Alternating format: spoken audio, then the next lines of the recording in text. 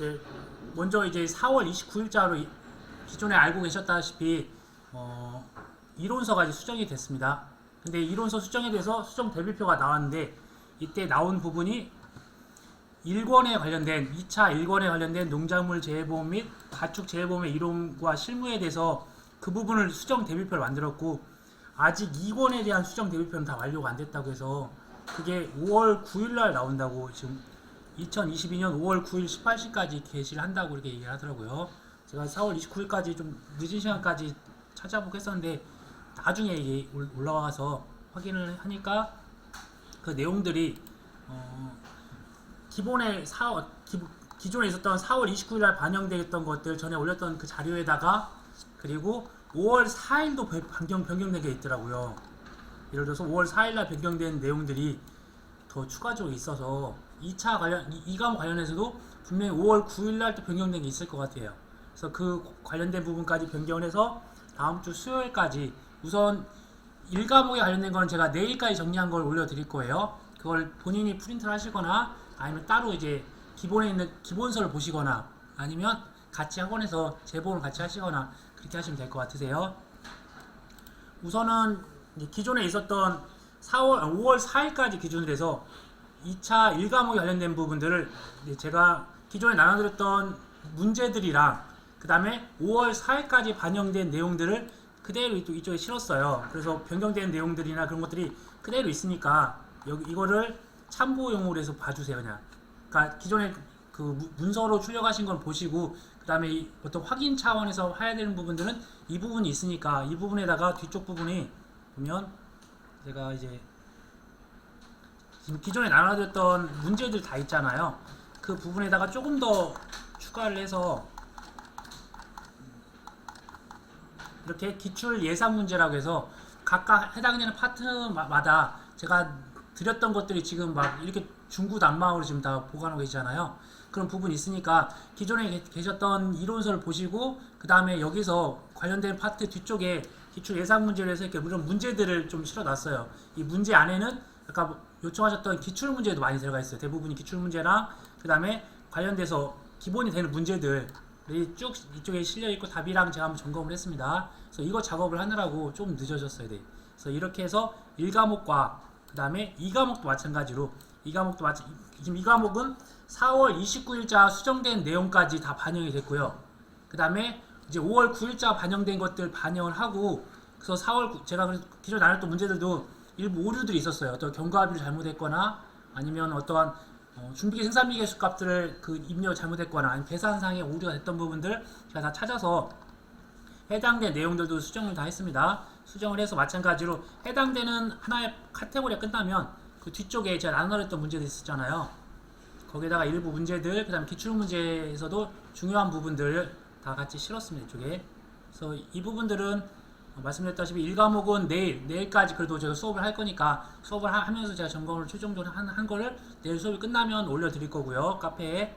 그 다음에 2과목은 5월 9일 월요일날 그 부분까지 점검을 해서 아마 그 부분도 밤 늦게 나올 것 같으니까 하루 정도 제가 점검을 해보고 수요일날까지 그 부분들은 이렇게 올려드릴 겁니다.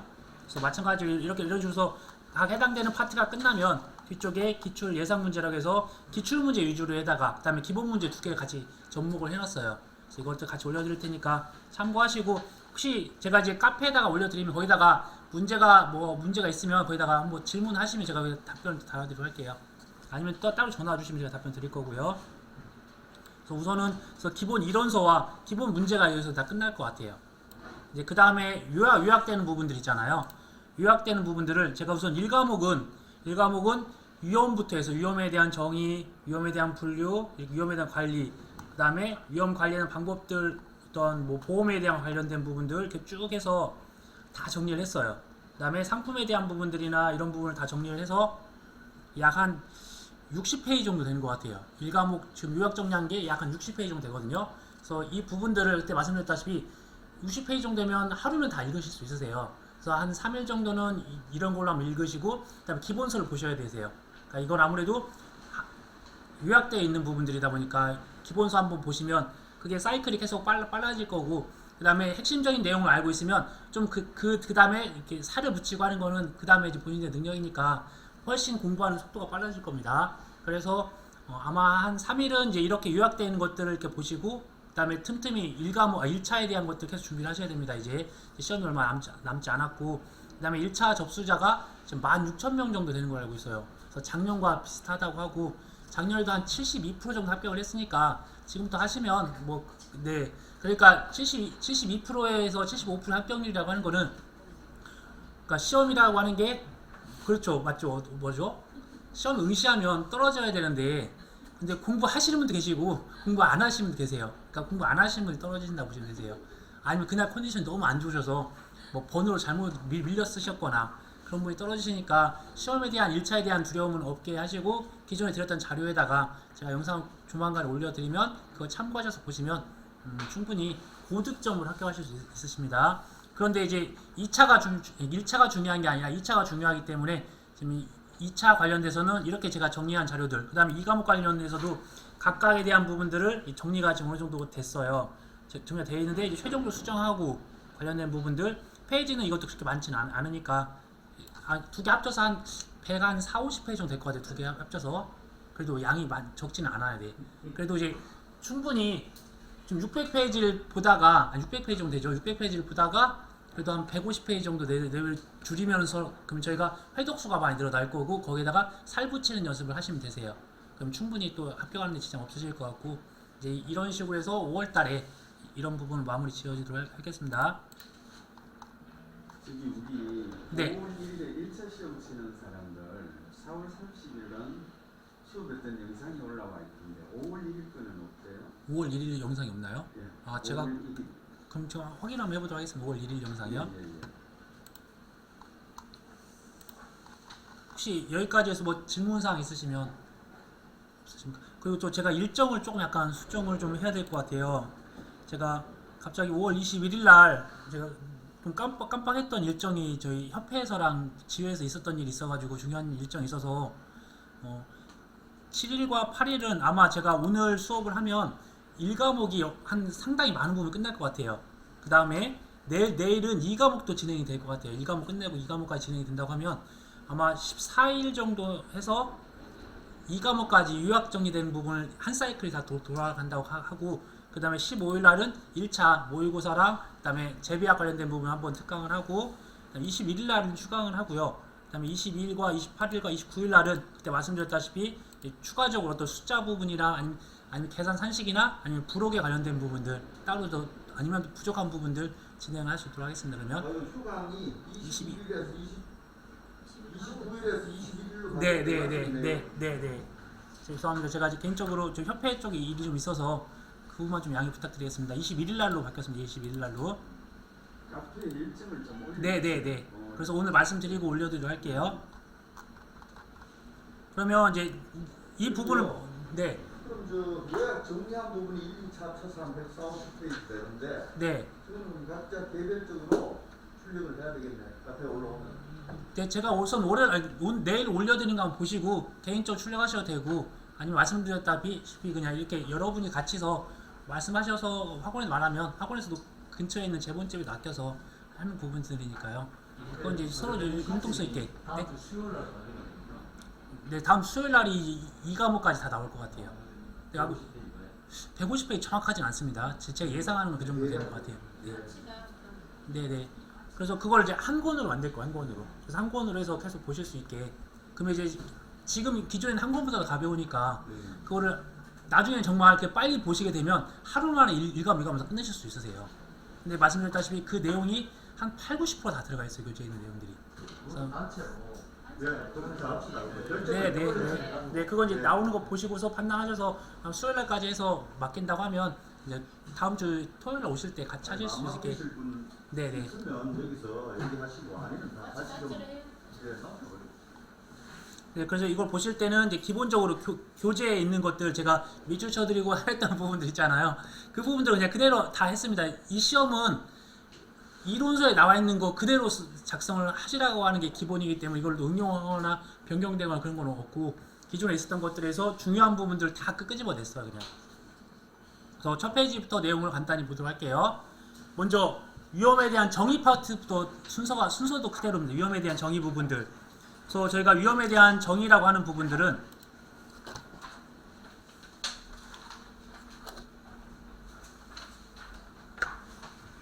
이제 제가 이제 요약했던 것들을 기본으로 해서 본인들이 살을 더 붙이시고 그 다음에 이 응용을 하시면 됩니다. 위험이라고 하는 거는 저희가 손실에 대해서 어떤 기회가 발생을 할 수 있고 그 손실에 대한 가능성, 그 다음에 불확실성. 그러니까 결국은 원래는 내가 위험이 없었으면 어떤 기회가 발생을 했었고 어떤 일을 할 수 있었는 가능성이 있었는데 그게 손실로 인해서 위험으로 인해서 손실이 발생을 하고 손실에 대해서 어떤 가능성이 생기고 이 불확실성이 생겼다가 그런 부분이 포인트였던 것 같고요.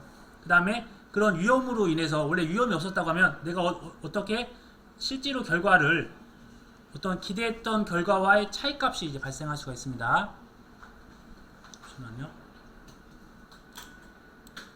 그 다음에 여기서 또 포인트는 이 기대와 결국은 내가 실제 결과와 내가 기대했던 결과가 이 위험 때문에 바뀌었잖아요. 마찬가지로 결과값도 이 기대와는 다른 결과가 나올 확률이다 라고 해서 이러한 부분들에서 5가지 위험에 대한 정의를 포인트 잡으셔야 될 것 같고요. 그 다음에 이 위험과 유사한 용어로 쓰이는 게 위태라는 게 있어요. 위험한 상황에 해당되는 위태, 그 다음에 어떤 사고에 대한 부분, 손인, 그 다음에 가치 감소에 대한 손해라고 하는 부분들이 있는데 여기서 위태라고 하는 거는 자 위험한 상태, 그냥 위험한 상태를 위태, 그러니까 요약된 거예요. 말 그대로 위태라고 하는 건 위험한 상태, 상황이라고 하지 마 상태라고 하면 되겠네요. 그러면 위태가 되는 거고요. 그 다음에 손인은 손해의 원인, 손해의 원인을 저희가 사고라고 표현하는 거고 손해라고 하는 거는 어떤 말 그대로 손해입니다. 가치가 감소된 거. 그래서 첫 번째 위태라고 하는 거는 사고 발생 가능성은 있으나 사고가 발생하지 않은 단계로서 발생 전 단계가 될 거고요. 그 다음에 사고라고 했으니까 실제로 위험이 발생한 단계, 그러니까 손해의 원인이 된 거예요. 그 다음에 이게 발생한 단계고, 그 다음에 발생 후 단계, 이 시간적으로 봤었을 때 발생 전과 발생한 시점과 그 다음에 발생 후의 단계로 보시면 되세요. 그래서 저희가 손해라고 하는 부분들은 이런 사고가 발생한 결과로서 이 가치가 감소됐다, 즉 손실이 발생했다라는 게 이러한 부분으로 해서 중요한 논점이 됐고요. 그 다음 카테고리에서 위험의 분류를 또 분류했습니다. 위험의 분류. 위험의 분류 같은 경우는 지금 총 5단계로 구분할 거고, 여기서 중요한 포인트는 이거를 어떻게 구분을 하고 각각 위험이 어떤 특징이 있고, 그 다음에 저희가 이 궁극적으로 이거를 통해서 보험에 적합한 위험을 찾아야 되는 거잖아요. 그것들에 대한 것들이 5단계에서 먼저 객관적 위험과 주관적 위험은 속성에 대한 측정, 속성을 객관적 측정이 가능하냐 아니면 주관적 측정이 가능하냐, 그래서 측정 여부에 따라서 가져가야 될 거고, 그 다음에 이 객관적 위험이 중요하다 이렇게 보시면 될 것 같고요. 그 다음에 순수 위험과 투기적 위험이 있는데 이거는 이 위험으로 인해서 손실을 볼 거냐 아니면 이득을 볼 수 있냐 이런 거에 대한 기회 유무라고 보시면 되세요. 그래서 이득까지 볼 수 있다고 하면 이거는 보험으로서 가치가 없는 거고, 당연히 순수 위험만 보험에서는 보장을 해준다. 저희는 이득금지 원칙이 있으니까요. 그래서 여기서 순수 위험이라고 하는 거는 재산 손실, 뭐 간접 손실, 배상 책임, 인적 손실 그런 부분이 있습니다. 그 다음에 이 정태적 위험과 이 동태적 위험이라고 보면은 이런 거는 저희가 이 시간에 따라서 이러한 발생 빈도나 발생 규모가 더 변하는지 시간에 따라서 변하는 거예요. 그래서 이 부분들은 이제 계속 변동이 있다라고 하는 건 동태적이라는 표현이 있을 거고, 정태적이라고 하는 부분들이 변화가 없다는 거예요. 그래서 이런 건 저희가 보험에 가입했을 때 어떤 발생 빈도나 발생 규모는 처음 가입했을 때 그 당시에 대한 개념을 가져가야지 변동이 있으면 안 된다. 그래서 정태적이 이 보험에 적합한 위험이다. 그 다음에 특정적 위험과 기본적 위험으로 구분할 수가 있는데, 당연히 여기서는 특정과 기본이라고 하는 것은 위험이 미치는 범위가 특정적으로 한정적인가 아니면 이제 기본적으로 광범위에 퍼져져 있냐 그런 것들이었다고 보시면, 저희는 모든 저희가 가입한 농작물은 자연재해, 조수해, 화재 이렇게 특정적 재해에다만 이제 보장을 해주는 거예요. 그래서 특정적 위험에다만 보장을 해준다. 그러니까 제가 여기서 색칠하거나 이랬던 부분들은 충분히 가로넣기나 아니면 위험에 대한 분류해서 서술하라고 할 때 이걸 포인트로 해서 구분하시면 되세요. 그 다음에 담보위험, 비담보위험, 면책위험이 있다라고 하면은 담보위험과 비담보위험은 당연히 담보의 부담 유무예요. 당연히 담보위험은 담보를 부담하는 거고 비담보는 담보를 부담하지 않는 거예요. 또 다른 말로 담보라고 하는 건 책임에 대한 것들이라는 개념들이니까 이때 담보가 있다는 것들은 책임이 있다는 거고, 담보가 없다는 것들은 이렇게 또 면책 위험으로 구분할 수 있습니다. 그래서 책임과 담보로서 구분할 수 있고, 이제 이거는 따로 적합한 위험의 범죄는 포함되지 않고 네 가지가 적합한 위험에 포함이 된다. 그 다음에 위험 관리에 대한 의의 및 중요성, 이제 그 다음 카테고리가 되겠습니다. 위험 관리에 대한 의의 및 중요성이라고 하는 것은 먼저 위험 관리에 대한 의의를 봐야 되는데, 의의에서 가장 중요한 포인트였던 것들은 저희가 어떠한 빈도나 신도를 저희가 분석을 해요. 그걸 통해서 이 최소의 비용으로 그 다음에 이 손실 발생을 최소화하기 위한 재반 활동을 위험한다. 위험 관리라고 하는 것은 내가 비용을 최소한 들여서 그 다음에 내 손실도 최소화시키는 거예요. 그래서 결국에 되는 것들은 이 최소에 대한 비용들이나 최소화시키기 위한 것들에 대한 관리가 위험 관리다라고 보시면 되세요. 그 다음에 이런 위험 관리에 대한 일반적인 목표가 있습니다. 일반적인 목표. 그래서 일반적인 목표라고 하는 것은 역시나 최소의 비용으로 손실을 최소화시키는 거. 그러니까 비용이 최소, 손실도 최소화시켜가는 과정이 서로 연결을 시켜주시면 되세요. 그러니까 나중에 저희가 문장이 생각이 안 나고 단어가 생각이 안 나요. 그때는 저희가 어떻게 연결고리를 가져가야 될지 서술형이다 보니까 최소화 그런 것들이 있어야 됩니다. 그 다음에 이런 위험 관리라고 하는 부분들은 저희가 생존을 확보하기 위해서 하는 거예요. 뭐 개인이나 조직의 생존을 확보하기 위해서 위험 관리를 한다. 위험하면 또 생존의 위협을 받을 수 있으니까요. 그 다음에 위험 관리에 대한 목적을 두 가지로 구분할 수 있는데, 먼저 이 사전적인 목적과 이런 사후적인 목적으로 구분할 수 있습니다. 그래서 이 사전적 목적이라고 하는 것은 어떤 경제적 효율성을 확보하고 불안의 해소, 타인에 전가할 수 없는 이 법적 의무의 이행, 그리고 뭐 어떤 안심을 제공한다, 이런 부분인데요. 그러니까 사전적이라고 하는 것은 위험이 발생하기 전인 거예요. 발생하기 전에 내가 이런 위험에 대한 관리를 통해서 어떠한 혜택을 가질 수 있느냐. 그래서 그렇죠. 불안이, 제가 보험을 가입하면 아무래도 내가 암에 대해서 보험을 가입하면 암에 대한 불안이 좀 어느 정도 해소가 될 거고, 그 다음에 따로 가족이나 타인한테 그런 부담을 넘겨주지 않아도 되는 그런 부분들, 그 다음에 경제적으로도 작은 금액으로 큰 혜택을 볼 수도 있으니까 그런 것들이 있다. 그 다음에 어떤 기업의 경영자한테는 어떤 위험에 대해서 안심을 제공한다, 이런 것들이 있었네요. 그 다음에 사후적인 목적, 위험이 발생을 한 이유죠. 그래서 사후적으로도 그 위험 관리에 대한 것들을 잘 관리하면 또 생존할 수도 있고, 활동이 계속적으로 이어질 수 있고, 그 다음에 수익이 안정화될 수도 있고, 지속적인 성장, 그 다음에 사회적 책임의 이행 등을 할 수 있다, 라고 봐주시면 될 것 같습니다. 그 다음에 위험 관리 방법, 저희 위험 관리 방법은 크게 두 가지 파트로 구분이 됩니다. 먼저 물리적 위험 관리와 그 다음에 재무적 위험 관리로 구분할 수가 있고, 첫 번째 물리적 위험 관리는 위험을 아예 통제하는 거예요. 위험을 통제하는 게 물리적. 재무적은 위험 자금을 조달하는 것이라고 크게 카테고리로 보시되, 먼저 1번 물리적 위험이라고 하는 거는 위험을 아예 회피하는 거. 회피한다고 하는 거는 가장 기본적인 위험 대비 수단이면서 원천적으로 아예 회피해버리는 거죠. 그냥 제가 자동차 사고 발생할 것 같으면 차를 안 타는 거예요. 그 다음에 어떠한 살이 찔 것 같으면 먹지 않으면 되는 거네요. 그건 위험은 아니네요. 비만은 아무튼 행복한 거니까요. 자, 다음으로 손실 통제. 손실 통제라고 하는 거는 손실의 발생 횟수나 규모를 줄이는 방법이다, 이렇게 되어 있고요. 이제 손실 통제를 하는 것들이 두 가지로 구분이 돼요. 먼저 손실을 예방하는 차원이 있고, 손실 자체를 감소한다.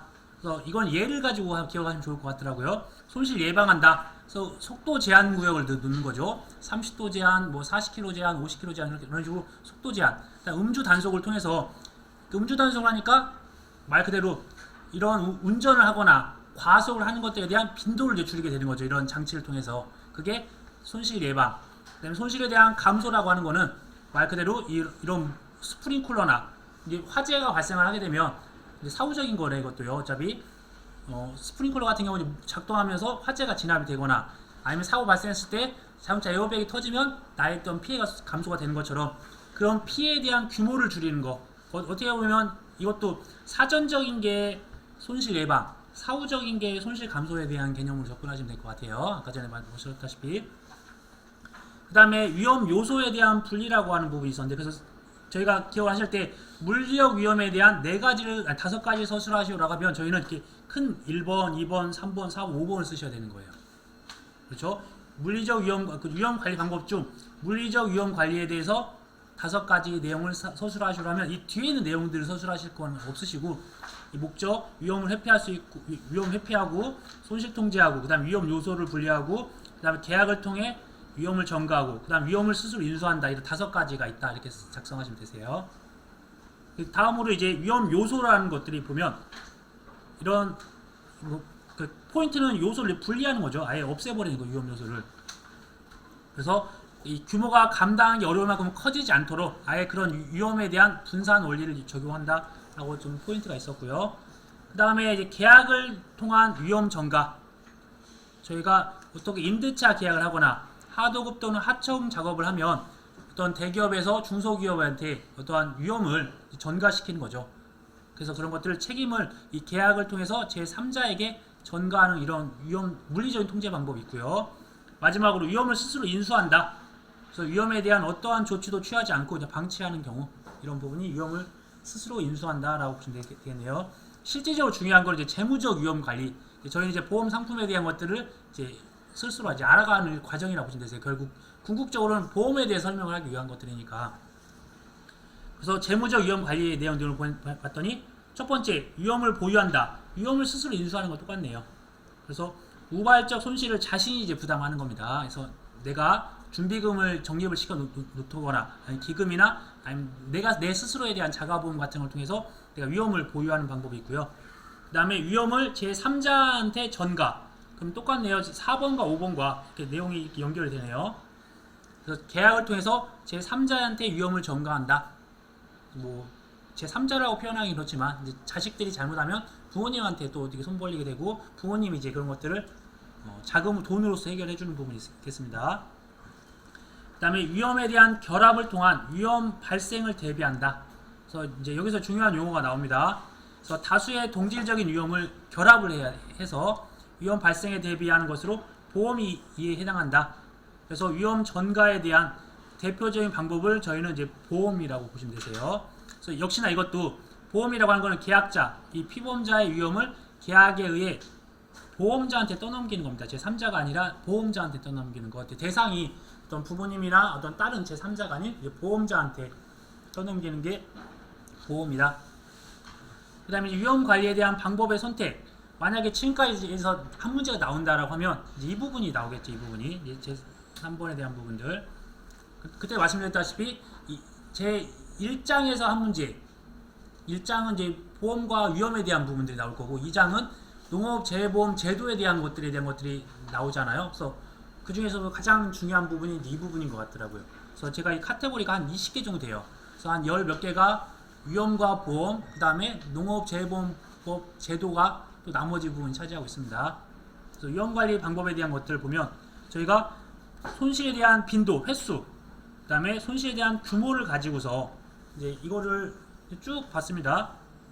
첫 번째가 이제 보유에 대한 부분이 1번 보유에 대한 설명을 문장으로 설명한 거랑 그 다음에 그래프상 그림상으로 그때 이제 나중에 저희가 이 부분들을 반대로 이렇게 할 수도 있어요. 이렇게 보시면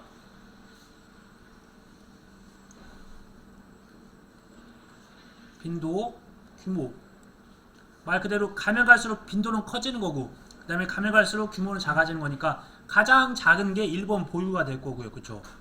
그 다음에 빈도는 점점 커졌는데 규모는 작다. 그럼 이게 전가가 되는 부분이겠네요.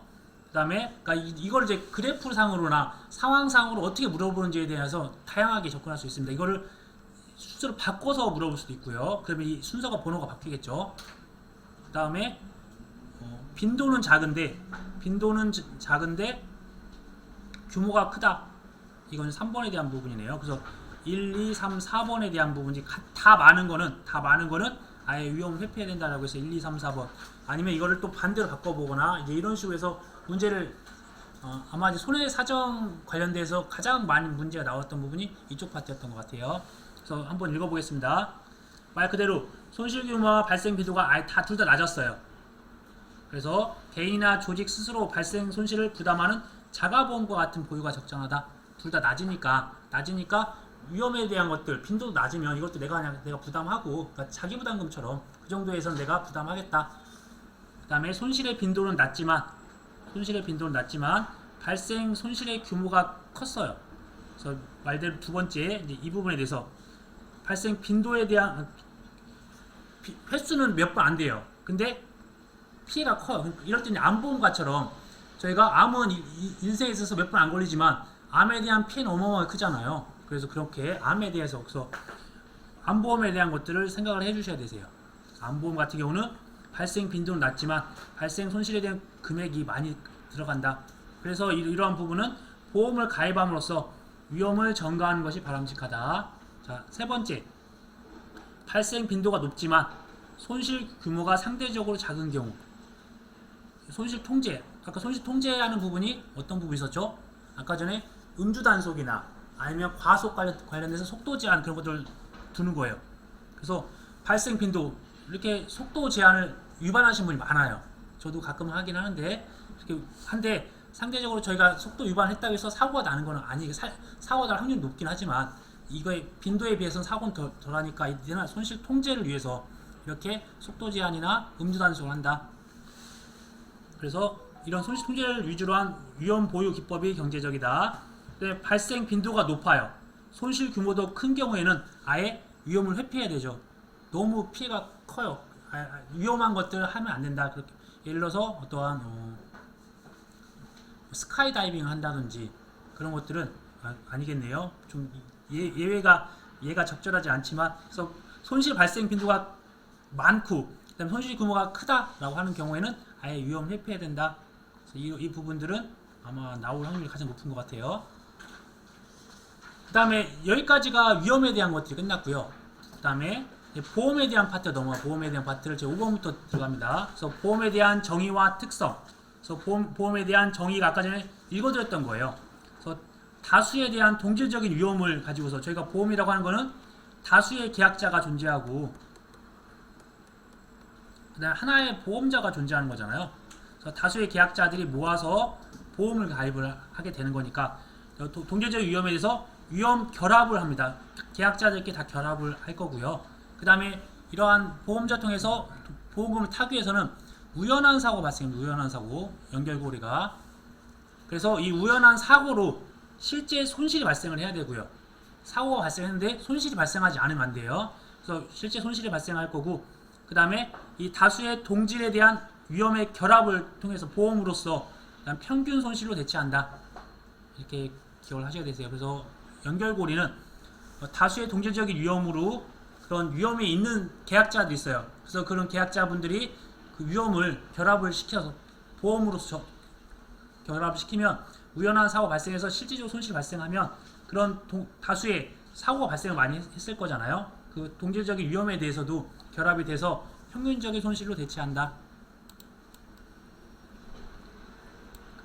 이제 이 부분을 이제 보험의 정의를 네 가지로 해서 카테고리에서 구분이 되어 있습니다. 경제적으로, 그다음에 사회적으로, 그다음에 법적으로, 수리적으로 관점을 가져간다.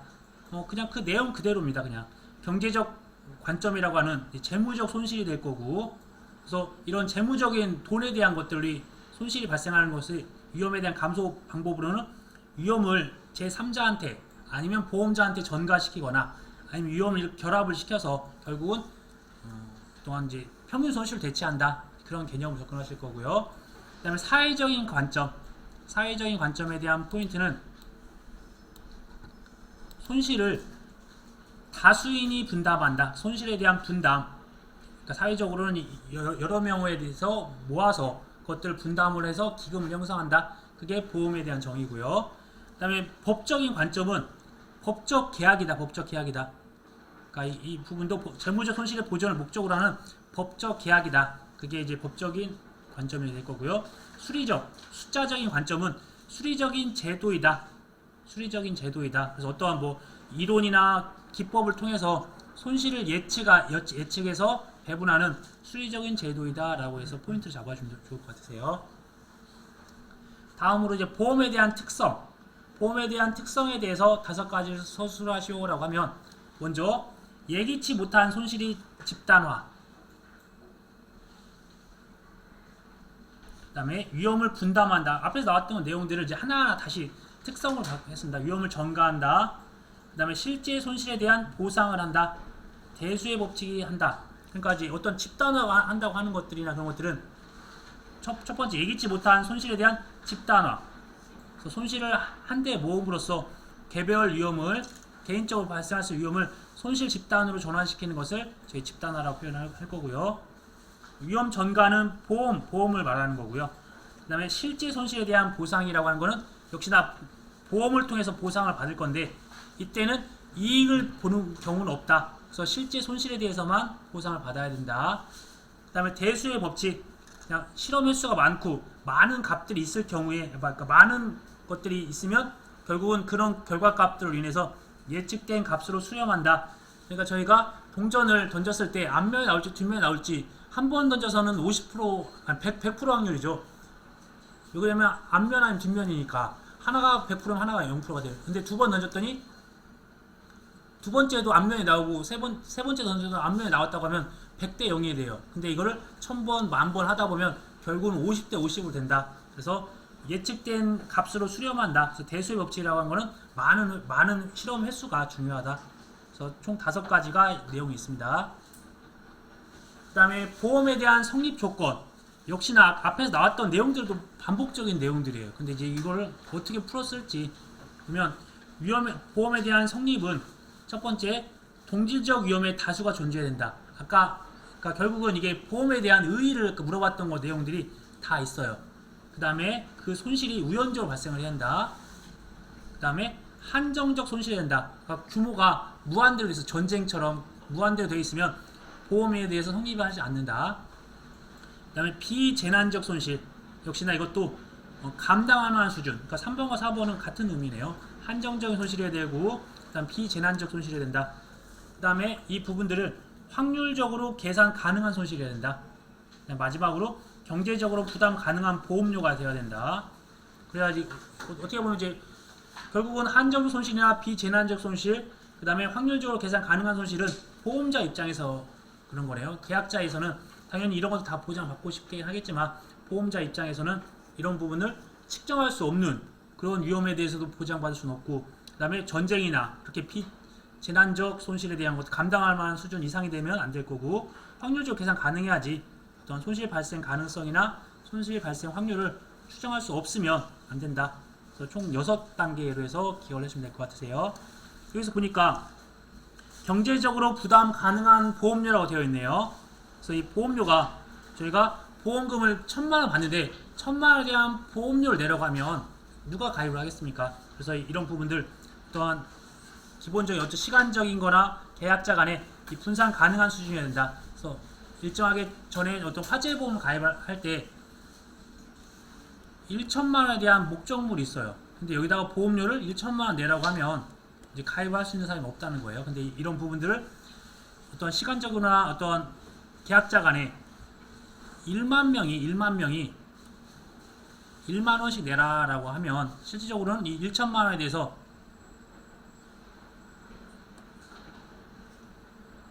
1000명에 대해서 1만원씩 내라고 하면 보험료 이제 1만원 된다고 하면 이 부분들이 충분히 그러니까 부담이 가능한 정도 수준이다. 이렇게 보시면 되세요. 그 다음에 보험의 기능이 이제 순기능과 역기능, 그 다음에 보험에 대해서 역선택과 도덕적 위태가 있다.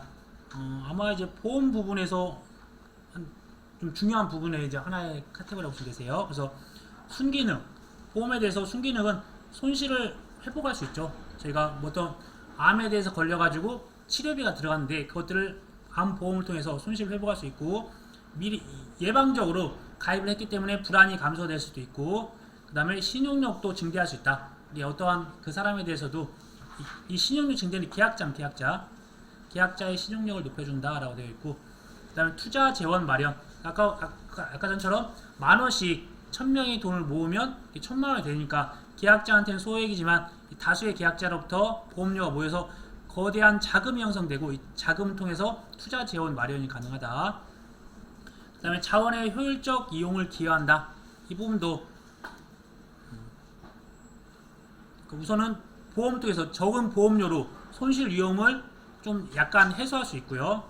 그 다음에 투자자 입장에서 봤을 때도 유용한 자원, 아까 큰 돈이 모여지니까 그런 부분들을 효율적으로 활용이 가능하다. 그 다음에 저희가 보험을 가입을 하였다고 하면 그 보험 때문에 내가 건강관리 안 하거나 그러진 않아요. 그래서 농작물 재보험을 가입을 했다고 해서 그걸 방치하고 영농활동을 하지 않지는 않습니다. 하지만 내가 이제 그런 것들 가입했지만 내가 그 보험이라는 것들을 인식을 하니까 그런 위험에 대한 것도 알게 되는 거죠. 암보험에 가입하면 암에 걸리면 안 되겠구나. 그래서 암에 안 걸리기 위해서 또 내가 농작물 재보험에서 어떤 병충에 대한 특약을 가입했다. 그러면 이제 그런 병충에 걸리면 안 되겠다라고 해서 이 보험에 가입한다는 의미 자체는 이미 위험에 대비할 필요성을 그런 것들에 대한 재해에 대해서 또 어떤 인식도 있지만 그러니까 보험에 가입하는 거잖아요. 그래서 이런 필요성을 인지하고 있다. 그 다음에 역기능. 역기능이 나옵니다. 역기능은 제가 사업 비용에 대한 발생 부분이 있을 거고요. 당연히 보험을 유지하기 위해서는 어떻게 보면 사업비가 들어가고, 그 다음에 뭐 팜플렛도 만들어야 되고, 그 다음에 계약 유지도 시켜야 되고, 계약 관리도 해야 되고 하는 부분에 대해서 기본적인 사업 비용이 이제 발생하게 됩니다. 그 다음에 보험 사기에 대한 증가가 발생할 수 있다. 역시나 보험금을 타기 위해 보험에 가입하는 경우도 발생한다. 이렇게 되어 있네요. 그 다음에 손실 과장으로 인한 사회적 비용. 그러니까 사실 살짝 아픈데 병원에 입원을 한다든지 살짝 접촉사가 나는데 목 잡고 눕는다든지 해서 손실의 크기를 부풀려서 보험금에 대한 청구 규모를 늘리는 경향이 있다. 어떻게 보면 2번과 3번이 거의 유사한 개념입니다. 사기까지는 아니지만 살짝 과장을 한다. 엄살이 발생할 수 있다는 거죠.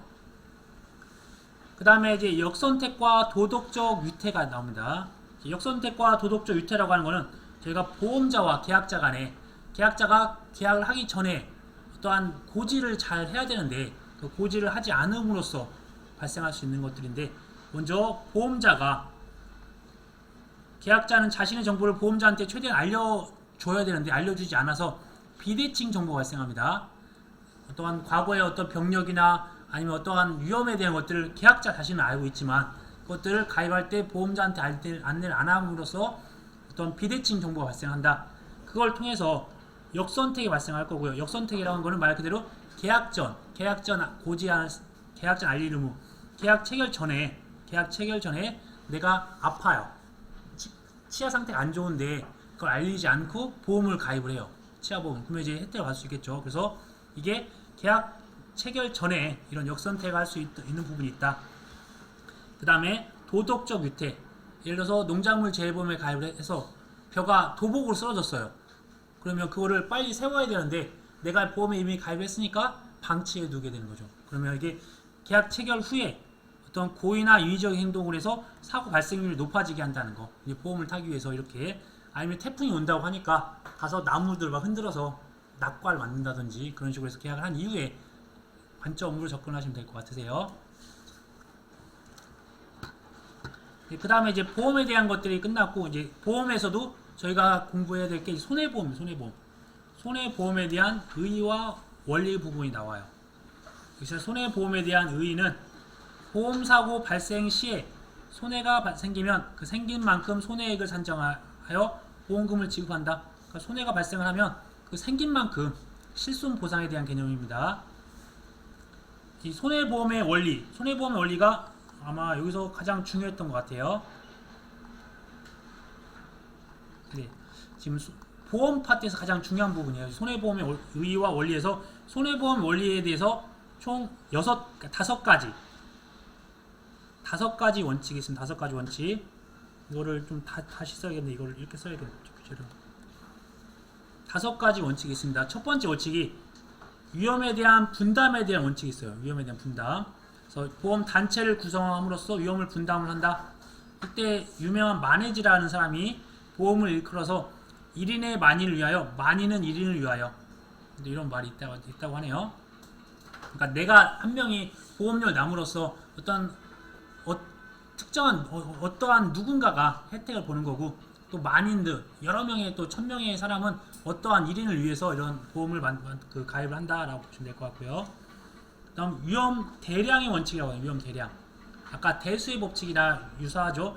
대수의 법칙을 보험에 응용한 게, 대수의 법칙이라고 하는 거는 그냥 보험에 대한 그냥 원리인데 그것들을 손해보험의 원칙으로 따졌을 때는 위험 대량의 원칙이다라고 보시면 될 것 같고요. 그 다음에 급부, 반대급부, 균등의 원칙, 급부, 반대급부의 원칙이라고 하면 급부라고 하는 거는 계약자가 내는 보험료, 그래서 계약자 입장에서는 하나의 급부가 발생할 거고요. 그거에 해당되는 반대급부는 보험료 받았고 보험사고 발생하면 보험자로부터 받게 되는 보험금에 대한 기대치. 그러니까 아까 전에 말씀드렸다시피 내가 어떠한 1,000만 원에 대한 보험금을 받기 위해서 내가 1,000만 원에 대한 보험료를 납부하라고 하면 이런 기대치가 낮죠. 근데 내가 사고 발생을 많이 하는데 10,000원을 내면 1,000만 원에 대해서 보험금을 받을 수 있다. 그런 거에 대한 기대치가 있다고 하면 이 급부 반대급부에 대한 균등 원칙이 있다 보시면 되세요.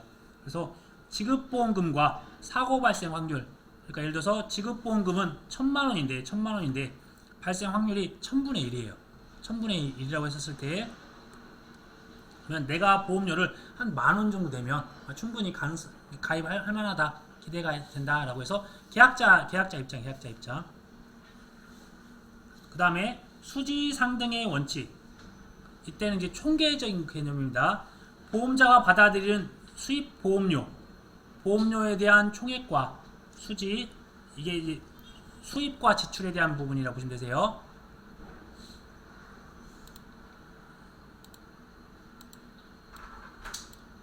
그 다음에 G는 지급보험금에 대한 총액이 같아져야 된다. 그래서 내가 총 들어오는 보험료와, 그래서 수입할 때 수, 그 다음에 지급할 때 G라고 보시면 되세요. 그래서 수입은 수입 보험료 총액과 그 다음에 내가 지급해야 되는 지급보험 총액이 같아야 된다라는 게 수지상등의 원칙이다. 그래서 두 가지에 대한 것들을 어떤 식으로 접근해야 되냐면, 수지상등의 원칙은 계약자 전체 관점으로 보는 거죠.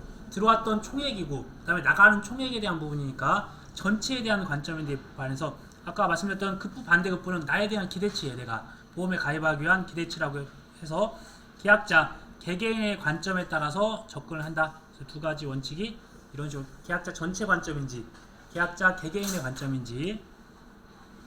그래서 첫 번째가 수입보험료에 대한 합계, 그 다음에 지출보험금에 대한 합계가 같아진다. 그래서 앞에 나온 수입, 그 다음에 지출보험금의 지, 수지 상등의 원칙, 수지가 이렇게 되는 거고요. 그래서 수입보험료에 대한 합계라고 하는 거는 아까 전체 계약자 수에다가 각각 보험료를 합치면 전체 수입보험료가 되는 거고요. 그죠? 그 다음에 지출보험금에 대한 합계, 전체 총 발생 건수, 거기에다가 평균 지급보험금을 곱하면 지급보험금에 대한 합계가 되는 거죠. 그렇죠? 사고 발생 건수가 1000건이 났어요. 근데 평균적으로 지급보험금이 10,000원이었다. 이런 식으로 곱해보면 이제 1,000만원이 되겠죠. 그 다음에 마지막으로 이제 다섯 번째, 이득금지의 원칙. 그래서 실제로 입은 손해만을 보상한다. 그 이상의 보상을 받아서는 안 된다라고 하는 게 이득금지 원칙이네요. 그 다음에 이러한 손해보험의 원리, 제가 실손보상을 받아야 되고 이득을 보지 말아야 되고 하는데, 이러한 부분들을 법적으로 규제하는 장치가 있다. 그게 첫 번째, 초과보험에 대해서는 다 주지 않는다는 거죠. 보험 가액 한도를 주는 거죠. 초과보험이라고 하는 거는 내가 어떠한 이러한 가치가, 보험 가액이 1,000만 원짜리 가치가 있는 건데 보험 가입을 내가 1억을 했어요. 근데 초과보험을 가입하면 내가 1억에 가입했으니까 1억에 대해서 돈을 받아야 된다는 게 아니라 이 가액, 이 1,000만 원 한도로 보장해 주는 거잖아요. 그래서 이런 부분, 이득 주면 안 되는 부분이니까 초과보험에 제한이 있고요. 그다음에 중복보험, 그래서 이런 1,000만 원치에 대한 가액에 대해서 A보험사, B보험사, C보험사에다 각각 1,000만 원씩 해서 3,000만 원에 대해서 내가 보험 가입 금액이 또 늘어났어요. 어차피 초과보험이 중복보험에 거의 유사한 의미입니다.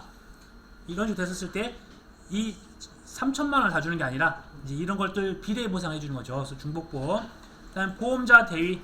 보험자 대위라고 하는 거는 어떤 보험 계약자가 있고, 그다음에 보험자가 있다고 하면 둘 간에 계약을 했는데 이 보험 계약자한테 있었던 것들을 제3자가 피해를 줬어요. 그러면 이 계약자는 보험사 회사한테도 보험금을 타고 그 다음에 제3자한테도 손해배상을 청구하게 되면 초과하는 이득이 발생할 수 있잖아요. 그래서 이런 것들을 보험자 대위라고 해서 이 보험회사는 계약자를 대위해서 제3자한테 손해배상을 청구할 수 있다. 그런 게 보험자 대위. 그래서 이 법적 규제사항을 작성하시오라면 세 가지 쓰셔야 되세요. 그래서 각각에 대한 손해보험 원리 중에서 제가 중요하다 말씀드렸던 이유는 이런 것들이 5가지 작성할 수 있는 부분이 있고 그다음에 법적 규제 부분까지 3가지가 열거할 수 있으니까 이런 내용까지 기억하시면 될 것 같으세요. 그다음에 방금 전에 손해보험에 대한 원리였다고 하면 손해보험 계약, 이제 계약에 대한 부분이 나옵니다. 계약. 그래서 손해보험에 대한 계약 부분들은 잠깐 쉬었다가 진행하도록 할게요.